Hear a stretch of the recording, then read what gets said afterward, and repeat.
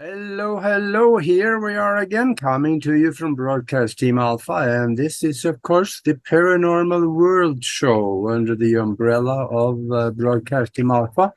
You know, the show for the thinking global citizen that is not afraid to step outside of the box and look what is there, because it's different than what's in the box. Well, my name is Augie, and I'm the captain here tonight, and I will introduce you to a guest again, which we had here probably about a month or so ago as a guest. But we're going to talk about something totally different because there's some really weird stuff going on over in Europe, and you're going to love to hear about it. And we are coming to you now from about 40 some plus different platforms all over the world, and we are also transmitting through the wonderful platform of the Conscious Awakening Network. And because of them, we are also on the Roku 3 TV station and a bunch of other places. So check us out. You'll find us just about everywhere. And check out the Conscious Awakening Network.org. You're going to find a bunch of good stuff there. I think it's about close to 50 different shows now that is going. And look through the titles of it, and I bet you're going to find one that you can't live without seeing. So just try it out. And before I introduce the guest tonight, I want to tell you how you can connect with us, because you can find us on broadcastteamalpha.com. You'll find us on YouTube with the same name, and pretty much everywhere else with the same name. And if you are seeing us on YouTube right now, please subscribe. If you like what you hear and see, subscribe, because that'll help us. And also click the bell next to it, because then you'll know when the next video comes out and the next show comes out. And you don't want to miss out on that. And YouTube is also the best place to watch us, because that's the only place where we watch the chat room. You can ask questions and you can participate in the show in the chat room, and we may be able to answer your questions right there in the chat room if you like. And also, I want to mention that Nori and I created a spiritual think tank where we do incredible things that, according to the laws of physics, should not happen, but it does. And if you want to come and have a look at that, send us an email at themastermindconnection@gmail.com. themastermindconnection@gmail.com. And I'll send you some information about the mastermind, what it is, how it works, and what we do. And also, I'll send you a link so you can come and check it out. And now I'm going to introduce the guest again. He's returning to Broadcast Team Alpha. And we have Brett Shepard here. And he's got a long time history of extraterrestrial contact. He went through a lot of childhood trauma and an early ET abduction by a very friendly ET that also helped him through the trauma. And he started early to study the esoteric knowledge. He also had a time anomaly. Later, he started to study NASA prints and anomalies, and he found that things are not like we've been told on the moon and on Mars. We are not alone. And that term becomes a joke. If you look at all the pictures and everything, all the evidence of stuff going on out there. He also started the Lunar Anomaly Research Society. And you can Google that, and you can find it through several places. So the Lunar Anomaly Research Society. I know they're on YouTube and Facebook, I think both, I believe. And that pretty much establishes the fact that NASA is full of something that we can't say on TV. Anyway, Welcome back here, Brett. We got some interesting things to talk about. Yeah, thanks for having me back. It takes a long time to talk about all of these things, Yeah, and I could talk about them forever, but yeah, yeah. I know you're a digger, and you get out of the box, and you get so far outside of the box that you find stuff that other people probably never will be able to see or find. they would be afraid to see what I see. Yeah. Yeah, yeah, there you go. There's a lot of fear out there because the people in the box, they're afraid of their own shadow, and that's why they normally don't show up in sunshine. But But I get it. They get a pass. It's yeah, okay. yeah, I but get that's it. all. Yeah, it's their journey, so we have to love them. But Yeah. you found something a while back about some girls, some young ladies, I should call them, over in the Czech Republic. They've had some incredible experiences for years, very verified experiences. They have communicated with extraterrestrials, and they have some really anomalous things happening in a specific restaurant where things are falling out of the ceiling and something is talking to them. And I would want you talk about this, but tell us a little bit about the girls first. They have basically an average education at the similar to the high school level here, I suppose. But but they have been given some really far ahead science information that excites some of the scientists they're telling about it. Where do you want to start on this? Well, when this started for them, they told the story of a contact or a very disruptive contact that they had. They came home one day. I think I'm not sure if their father was home or not with them, but they went in the house and they heard a bunch of crashing and clanging and banging going on in the upstairs, I believe, or in the other room. I believe they said it was upstairs. I'm not sure. But they said when they saw this creature, it looked like a draconian type of extraterrestrial or interdimensional with wings and like a lizard type being, not unlike the friendly communications they've had with the other sort of entity, but this scared the crap out of them. They weren't real thrilled about it, and I think they felt like it was going to hurt them, or maybe it did try to hurt them. But that's how all of this started, and I think that I think, I don't know why, but they are a portal. There's some kind of portal, and it has to do also with the energy of the area that they live in. Not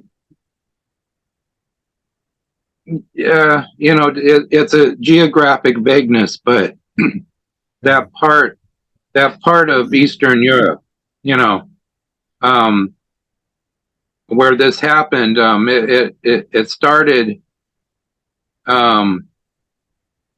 A little bit of history. It started all the way back and into Nazi Germany, in the 50s or 30s rather, where they were studying Brill and all of this other things. And there was this lady named Maria Orsic, whose energy is very compatible to her, Ilona and Ivana, which is Yeah. just something I noticed. It's something I noticed. But this lady also used the same techniques to communicate with a spirit from Aldebaran, is what their entity said. So another space being, And they were talking about their obsession with Brill energy in their group. I believe it was the Brill Society later, before it was something else.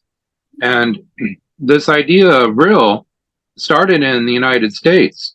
These were subterranean type beings, or interdimensional subterranean type beings, who had wings and all kinds of things, and they called them Brillians.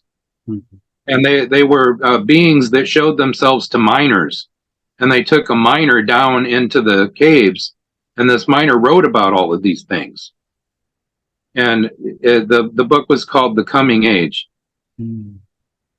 And I don't know if a lot of people know that part of the story, but no, this was another interdimensional aspect to their story. But, you know, so Maria Orsic used the, spirit board to contact this being from Aldebaran, and it was communicating to her through the old Scythian type languages, mm-hmm. like, very Nordic symbolism, okay. And I believe that that's what they use as graphics. I believe they try to communicate with graphic communication, mm-hmm. and that's why they use the old symbols, this old symbolic language. Yeah, sort of like the Chinese, with their symbolic language. You mentioned Maria Orsic, or Maria Orsic, which is she's called. And when I look at the two ladies, Ilona and Maria Orsic, I see some real similarities in the way the contact is happening, and even the material coming through in written form in many cases here, because they have science. There was science far ahead of their time at the time. So there is the similarities. They are a lot of people don't know, but that society that Maria Orsic belonged to really, what they were doing had little to nothing to do with the Nazis. Right. It was just something the Nazis were interested in. They were absolutely obsessed with the occult, so they were interested in it. Mm-hmm. But their society was quite different from that. It started out as an old society. I think of the Teutonic Knights with the black, started that society, mm-hmm. even way before the Nazi stuff, or Nazi Germany time period. So they started way back then, and it ended up becoming something that Madame Blavatsky was into. Yeah. It ended up being something to that nature, of philosophy of sorts. Mm-hmm. But it carried on, it carried on. The two ladies in the Czech Republic now, and let's mention their names so they can get on record that they actually are part of this show. You could probably say it better than I can. So you go ahead. Yeah. Ilona Podraska. Ilona Podraska, yeah. Yeah, and her sister, how do you pronounce that? Ivana. Mm-hmm. Ivana Podraska. Yeah. Yeah. Yeah, they've been doing this for a very long time. They have, and they have an overwhelming amount of information that they've collected from this entity. Mm-hmm. So much so that you can't deny that this is happening. Yeah. And they're Ilona is a simple hairdresser, and Ivana is a factory worker, so their life, their everyday life is not all that creative. Yeah. Let's just say that. They're not highly educated. I believe that they're intelligent women, but I don't believe that they've been educated toward nuclear physics and all of these other things that this communication is coming through. Yeah. Yeah, absolutely. Yeah. Yeah, so that there's that. So it's a very significant thing, and I'm not a skeptic, so I'm not trying to find a hole in their story or something, But I do notice that there are skeptics. I've followed them too and what they've said, and it's all rubbish. Yeah. Uh, so very small minds. They they have a very large volume of information that has been brought through, and you helped them write a book about that. I did, and I just helped them put together their book for them because it was an overwhelming amount of information, and I felt it necessary to not edit it, to edit it in English or whatever, but just put exactly what the being said. Yeah. And how they said it, because I thought how they said it was very important as well. Because remember, there's a subtle communication going on there. So I thought readers might enjoy how unusual that book is. I told a little bit of story about them at the beginning of the book, but most of the rest of the book I introduced that communication. Mm-hmm. And it started out with E.B. Oli, the entity from Malaysia, saying that he is not a ghost. Yeah. So it already pretty much lays down the fact that he's communicating with them interdimensionally. And that takes a technology, a very special natural technology that every human being has. But they were chosen because I think they're very open to that type of communication, but they didn't even know they were, So it was something that was very natural with them. Mm-hmm. And it might have had something to do with the angry entity that tried to hurt them. And did I tell that story? Yeah, you did. Okay. But very strange things have been happening along the way. First, all of those communications, to lay down what Earth should do, to become part of a galactic thing. Yeah, is what I believe the whole thing is about. Is to try and get us to kind of fly right, so that we can become a better planet, better human beings, etc. Because none of the communication seemed to be diabolical or militant. So it wasn't something that I feel the CIA or the Pentagon or military was secretly involved in or anything like that, because there's like zero keywords that are military. Not a whole lot going on, maybe accidentally, but there's not much there. The being talks like some entities that I have encountered or whatever, or communicated with in dreams, that I call Paraquin, because that's what they said that their name was, and most of that communication was very vibrant dreams, and very realistic feeling dreams. And it seemed like a mirror, because they would do all kinds of silly things that didn't make sense. But when I woke up or whatever and thought about it, it made sense in my real actual life. So a lot of things were happening like that's similar to what they're going through, Yeah, I can see that. And there is some activities going on when they go to a restaurant. I have some pictures they have sent me, and I'm going to show you guys those pictures in a little bit. Where there's a restaurant, when they go there, things happen. When they're not there, I don't think anything happens. But there are things falling out of the ceiling, and there are somebody speaking through a speaker that is hooked up to the radio, but sometimes the radio is off and they still talk to the speaker. So there's Right. good, yeah. So let's go there, find out what is actually the kind of activity that they are engaging here.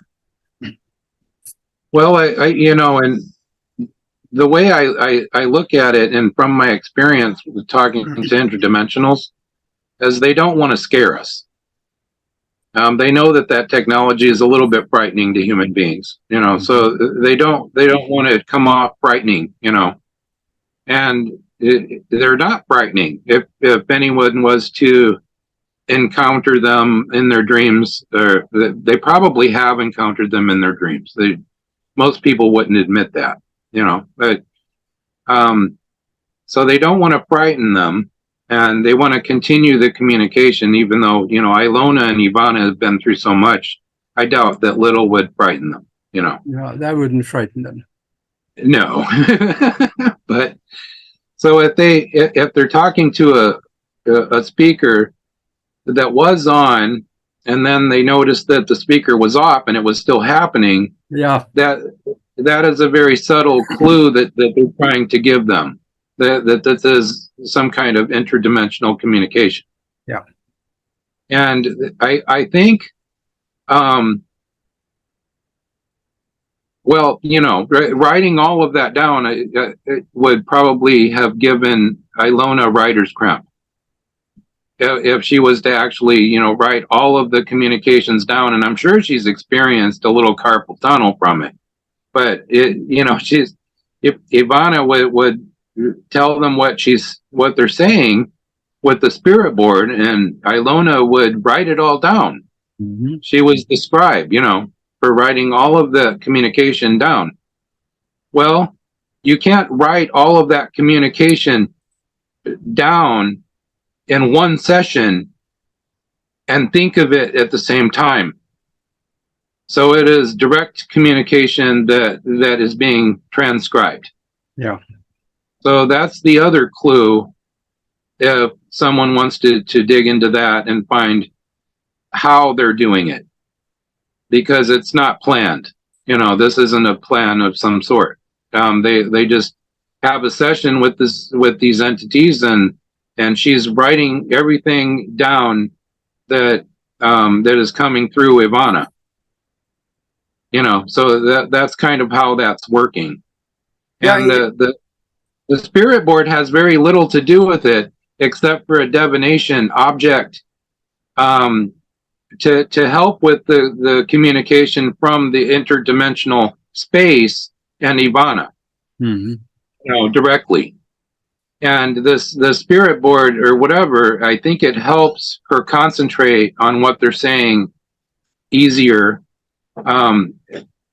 But I don't think that it's actually spelling anything out particularly, but I think it's a device for Ivana to be able to translate that so quickly, as a divination.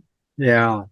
And there was quite a while ago now, I get probably 1 or 2 texts a week from Ilona, because she sends me everything that they get. And one time, I think, oh gosh, it's got to be almost a year ago now, she sent me something that really was incredible, and it was drawings, scientific drawings. There was no words to it. There was just lines of circuitry and components, and she didn't know what it was, but she had that come through. And then she drew it out the way that it came through her mind at the time. Mm-hmm. And you've probably seen some of those drawings that they made. There are drawings with messages on it, and it reminded me a lot of the Hannibal drawings that came out of Maria Orsich. Yeah. And the specs to the Nazi UFOs, etc. And also the vortex energy drawings. Now, Maria Orsich was, she wasn't some kind of mastermind either. She was a very simple lady, but here she is drawing these very scientific nuclear physics type drawings, of these spacecraft and vortex energy and all of these different philosophies and ideas about energy. Yeah. And that's what it reminds me of when Ilona's drawing these pictures or whatever, and she doesn't know what they are. These different types of circuitries probably mean something to a computer engineer. Yeah. And that happened. They had some of these drawings presented to somebody at the university over there. Mm-hmm. And because everybody was laughing at it first, but they weren't laughing at the university because they saw that there's something here. So they wanted to talk to them.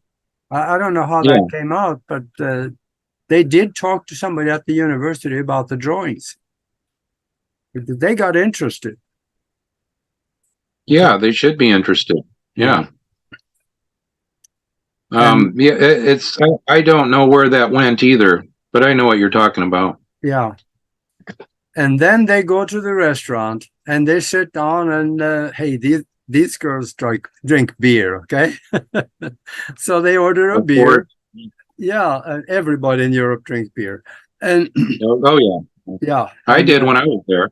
Yeah, me too. I made it at home.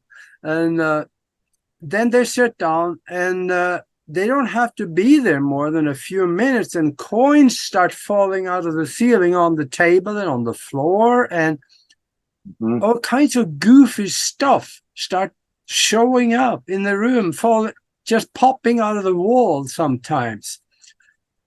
Speak to this, because this is, I don't know anywhere else where this has happened.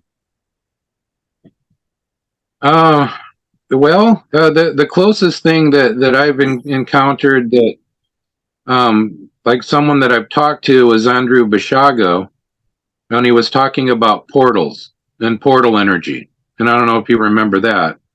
Yeah. Andrew's a friend of mine. He got the Mars Anomaly Research Society started and was happy to help me when I called mine Moon Anomaly Research Society, which was exactly the same acronym as Mars Anomaly Research Society. Oh. So he decided, he'd help me out and rename it Lunar, And he also introduced me to my girlfriend, so that was nice of him. But he talked about this. He talked about this portal energy, where they would send stuff through an actual portal that are in the United States. One, I think, was in Mount Shasta or something like that. And it would come through to, or he talked about this one that they built, actually, that they harnessed this portal energy. And he actually went through it with his friends and ended up in Chaco Canyon in New Mexico. So I thought that was highly interesting, and it seems like the same type of natural energy that's exploited with these different dimensional portals. And when stuff is popping out that's just arbitrary stuff, it's not, the things that are coming out are not significant. They're showing that there's an actual portal there. So that's the significant thing, is they want us to know that they are able to do these things,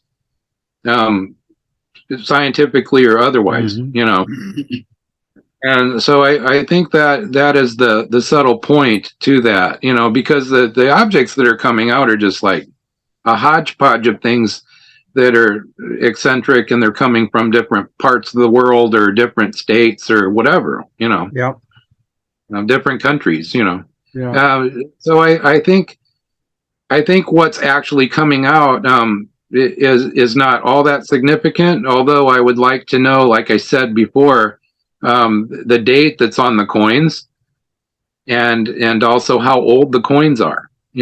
Are there fingerprints on the coins? There's a lot of different ideas that you could look at those objects and say, well, if there's more to this, then maybe we should study those objects a little better. Yeah.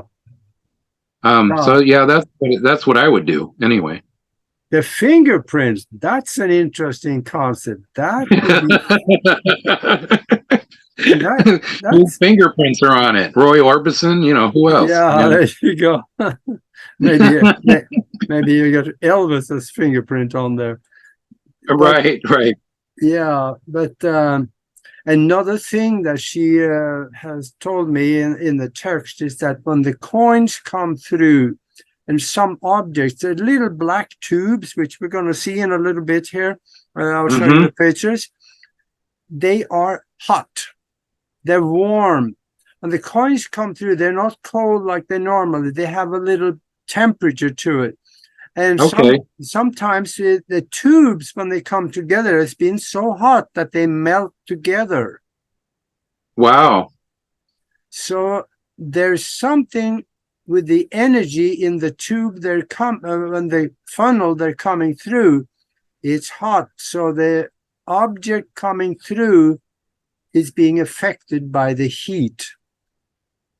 And yeah. So what would create that? I would think a lot of speed, would create something like that, like heat, friction, either speed or friction.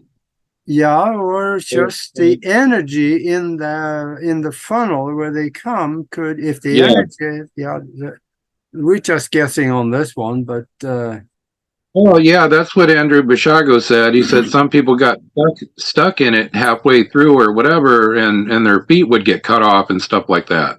So there's definitely a force there with these different types of portals, especially on Earth, because the electromagnetic state, the electromagnetic state is so high, which also causes heat, energy, and all that.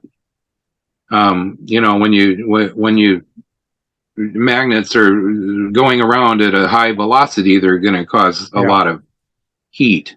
It does. I think, and there are times when they sit for a couple of hours at the restaurant, they have something like I don't know about in the Czechoslovakian currency, but it could amount to about $5 to $10 worth of stuff, or sometimes more, of coins falling onto the floor or the tables or in the lap of other people sitting in the restaurant. Some of these people, they see those coins falling out of the ceiling or popping out of the wall, and they get scared shitless and they leave. And then that wouldn't make me leave. Yeah, and then there are police officers that has been there, and it's been verified, and they see what's happening. And there's a local TV station that came and they did a show on it because they saw this happening. They verified it. So there is a lot of evidence. This is no joke. It is happening. Oh yeah, it is happening. And like I said before, our government admitted that they were working with extraterrestrials, and they have the whole Roswell thing was real and everything else. So of course there's something going on. There's something really major going on with the especially with the interdimensional aspect. It makes me briefly think of Eisenhower, on the tarmac at Holloman Air Force Base when they encountered a interdimensional being, and the scientists, it froze them. It boggled their minds so bad they couldn't even say anything. They were absolutely in shock. And that's what happens when someone is going into that situation as a skeptic or something. They're going to be shocked when they realize that something really is happening because they're experiencing it themselves. It's really interesting. I do have some pictures here, so let me share screen and I will share some of those pictures with you. Sounds good. I will share screen here, and there we go. Oops. Let me try that again. I can see it. Okay, I see. I have the video and audio. Can you hear me? I hear you. Yeah. Okay, good. It's working. This is some of the coins flying out of the ceiling or popping or just showing up. And there were one time she told me that she came back. They ordered beer. It was sitting on the table. And she walked to the bathroom and came back. And her beer was crooked, sitting on the table. So she looked at that and there was a coin underneath the beer, between the table and the beer, that was stuck underneath the beer. Wow. Yeah. And how did that happen? You know, it's almost like somebody put it there. But her her friend, I mean her sister was there, and she said that there was nobody here. It just showed up. So yeah, that's interesting. It is a touchy thing, you know. It's very subtle, and some of it also seems like some kind of bar tricks or something. You know what I mean? Yeah. But that's like I said. That's how silly those interdimensional beings are. They like to do trickster type things. Yeah, they like to show off a little bit. They are a little bit show offy. Yeah, they're very entertaining. Yeah. Here is a tube that came through. That's on the left there at the top, and all the coins from I don't know how long, but it could be an hour or two. I don't know, that they assembled. And there is more. I showed you this, and here is the restaurant. There is one guy sitting there, and this is inside the restaurant. And quite often she says in the text that when the speaker box, she calls it, start talking, the chandelier and the fan here and the lights flicker sometimes, and the lights start going back and forth, just like there's somebody wiggling it. Yeah. Yep. So this is really incredible. And here is more coins that is falling out of the ceiling. And yep, more coins. And here is, I cut myself off. I guess that didn't work too well. So I will. All right. There's your Facebook page. Yeah, there's my Facebook page. And let me see here. If I can go up and get clear of something here. That wasn't meant to happen, but it did. Here is a movie film. Yeah. This is in the restaurant. When coins are falling, she took a I'm going to turn the volume on that down because I don't speak Czech anyway. So this is what it Holky, tak já rozsvítím, ahoj. Já rozsvítím, to je psycho. Rozsvítím, ať to vidím. Hele, tady, pětice. Koruna. Děkuju. 3 koruny. Holky, je tady Iva, ano. Jsme rozsvítili jsme, aby nás bylo víc vidět. A já jsem začala mluvit o Hitleru a začala padat pěťáky. Hele, Ulrich, a židle, že jí poskočila. Ulrich, jsme tady, ano. Tady, další jako, jo? Hej, Iva je všechno divný. I 20 tam padlo. Ta paní to viděla, jak to tady mláclo otopení.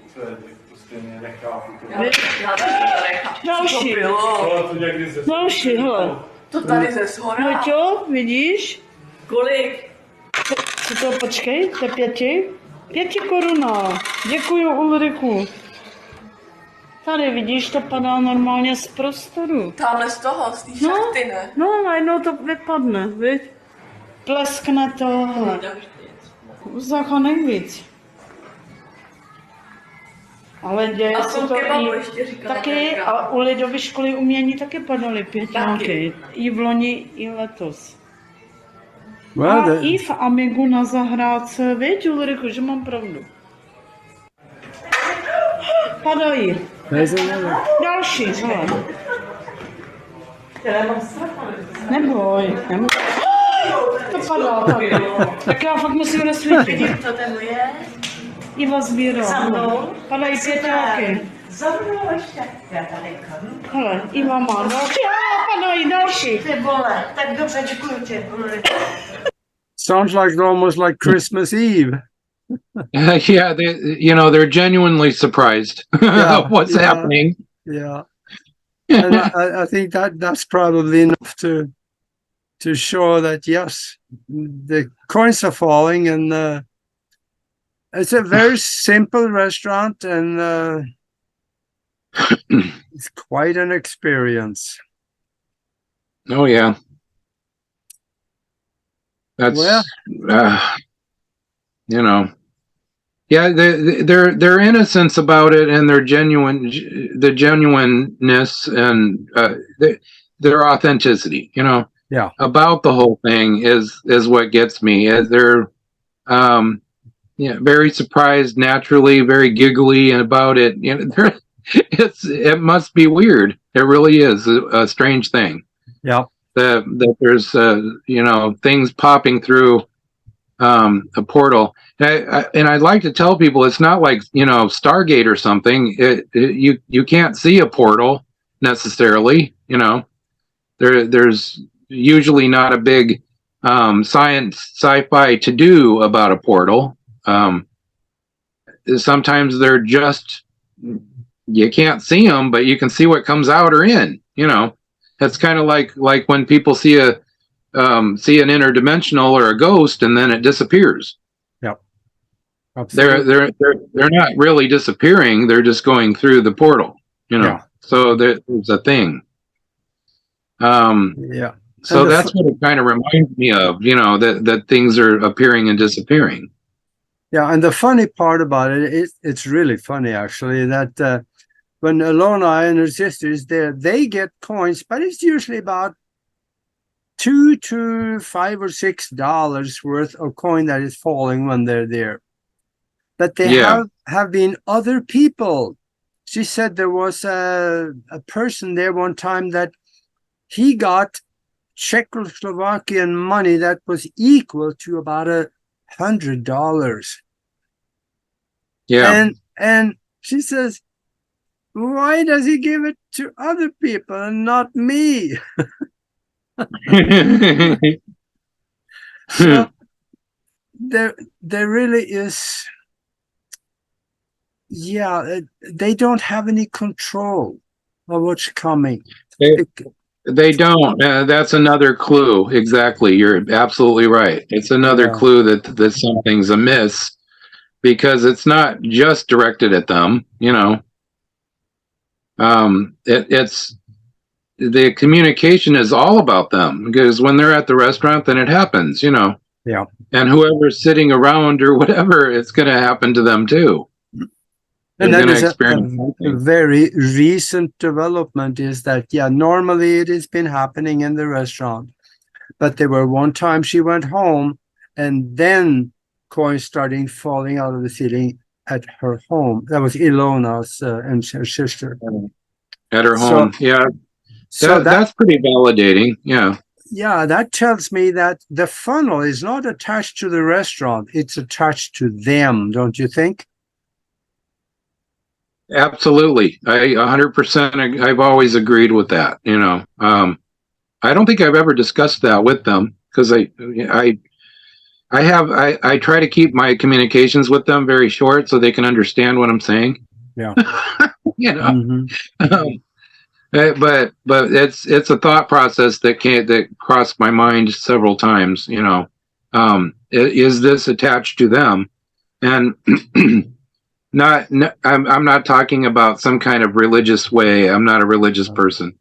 But it is the energy attached to them. Yeah, it is. It is. And now Now you helped them write a book.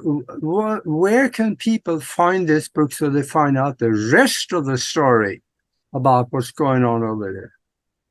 Well, okay. They can go on.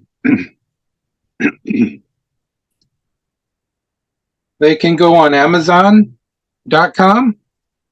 Where people normally buy books, and their book is called Czech Girls, capital CZECH, Girls, ET Contact, like extraterrestrial contact, ET Contact, colon, with humanoid EBE OLIE, OLIE.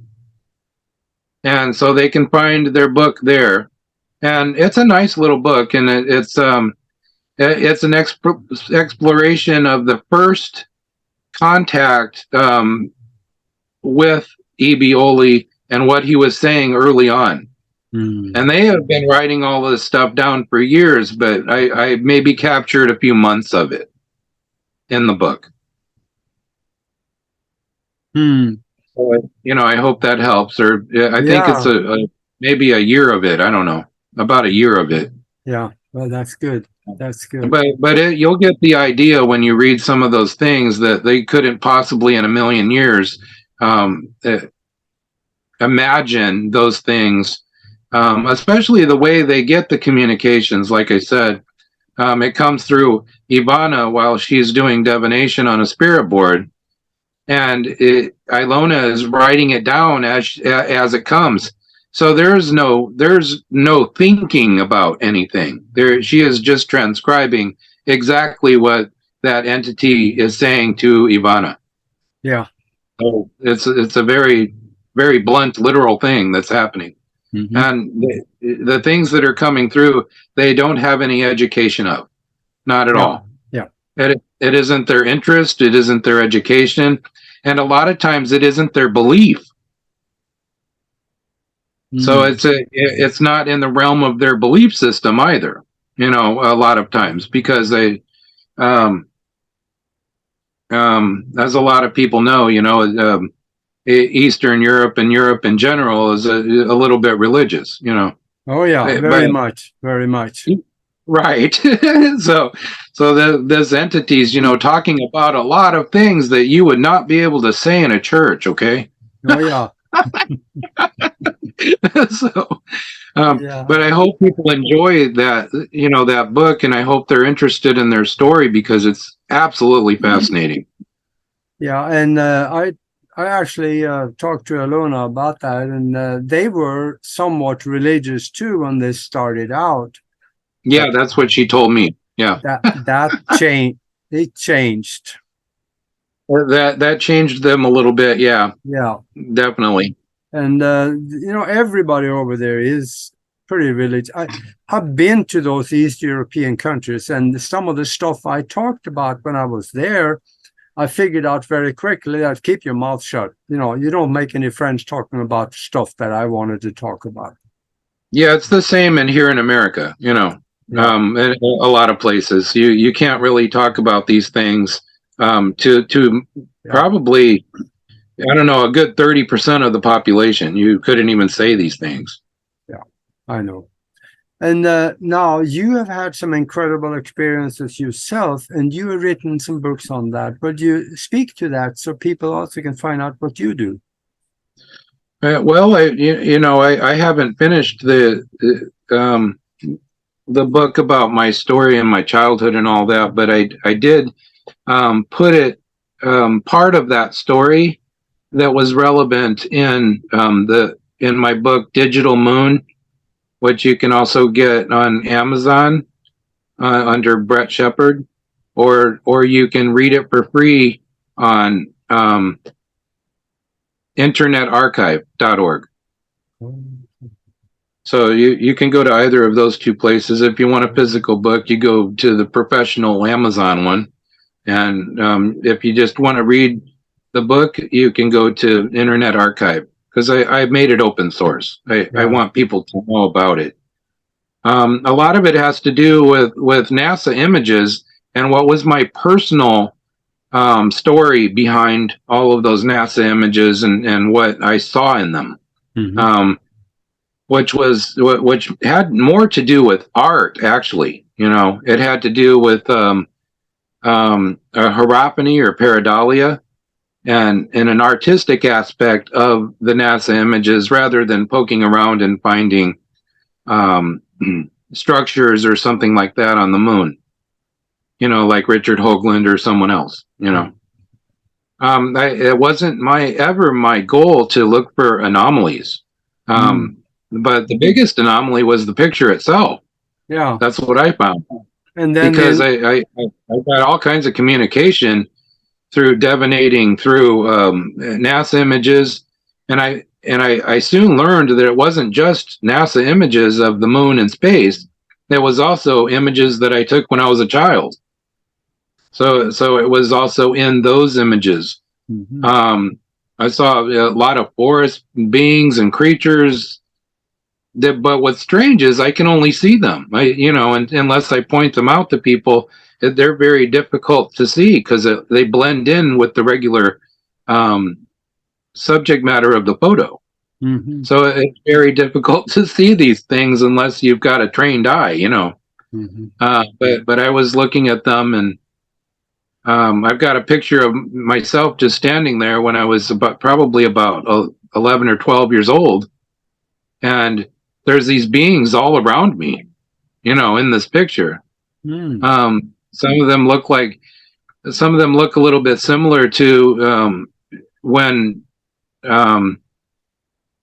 Harry Houdini was investigating the girls that saw fairies in the photos, or took pictures of the fairies and said they were interacting with them and all of that. And, I think they were trying to lead on that it was some kind of hoax or trick photography from their father, but it's the same kind of situation. No one really knows what kind of dimensional aspect that was as well. So there's this physical and interdimensional space aspect to this stuff.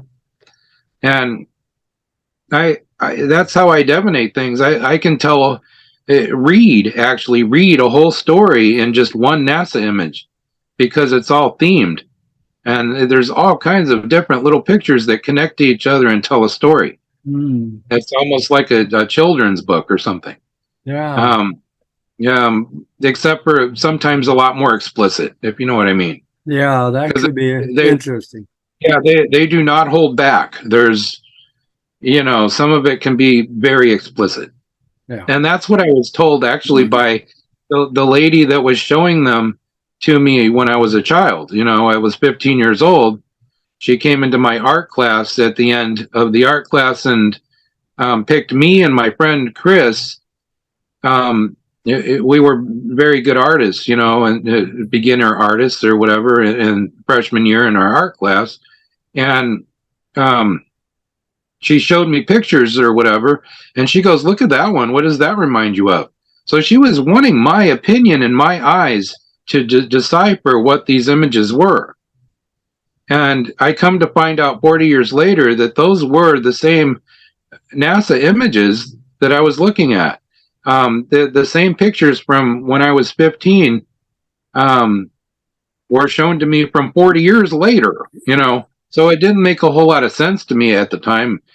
But I look back at it, and I have a photographic memory, and I remembered every single image, and I looked for them within the NASA images.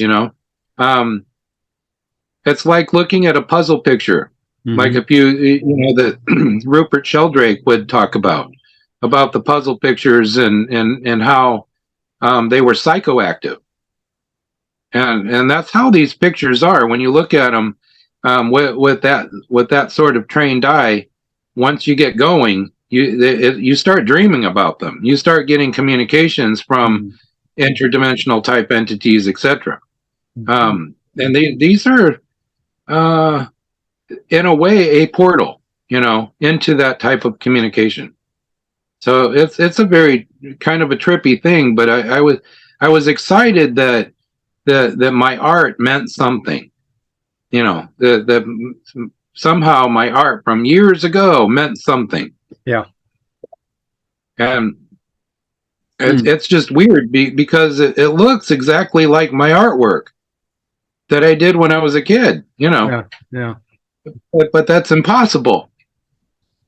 Well, It's maybe there's. impossible for them to be embedded in NASA images and even Mars images, space images, you know, in Yeah. general. Mhm. How are my thoughts and my art embedded in these images that were taken in space? They weren't taken with a camera or something from somebody. A lot of them were lunar orbiter images, which is kind of weird because the lunar orbiter happened when I was born. Mm. Yeah. So that's another very bizarre aspect, and also I'm the same age as Ilona. So Okay. it's kind of a strange thing. Maybe maybe that has something to do with why we're susceptible to that certain type of portal. Yeah. Could very well be. And the mind has a lot to do with what we see and experience because we live in a mind-created universe. Yeah, absolutely. So those are all very interesting questions and aspects to look at. I still don't know why, but if you're stoic, why doesn't really matter. Yeah. But it happened. But it did happen, and it in my mind very vividly happened. You know, that's one of the aspects that happened. You know, and like I think I shared with you on your other show, you know, some of the stuff that happened when I was a kid. Mm-hmm. You know, these interdimensional or even physically extraterrestrial people would come at different times in my life and show me things. Mm-hmm. You know, that were important to either my future or maybe humanity's future, or I'm just a little piece of the puzzle. Maybe Ilona and Ivana are a piece of the puzzle. Yeah, You know. I'm sure they are. Yeah, so that's what I think, and that's kind of how I look at it. I don't think we're the only ones. I just think we're the very few people that talk about it. Yeah. You know, Very likely. that's what I think. Well, I see we are getting down to the end of the show here. So you let people know where they can find Ilona and her sister's book and your book. And gosh, Okay. this has been interesting. So I thank you again for being with us. Oh, you're very welcome. It's always fun. Yeah. And there's always something interesting to talk about. And you have a lot of experiences. Yeah, so do you. And thank you for having me on. Yeah, you betcha. And then I will recommend for everybody out there watching and listening, if you like what you hear, please subscribe and click the bell so you will know when the next video comes out and the next show comes out. And otherwise, there is one message I want to give you. Be good to each other. So see you later.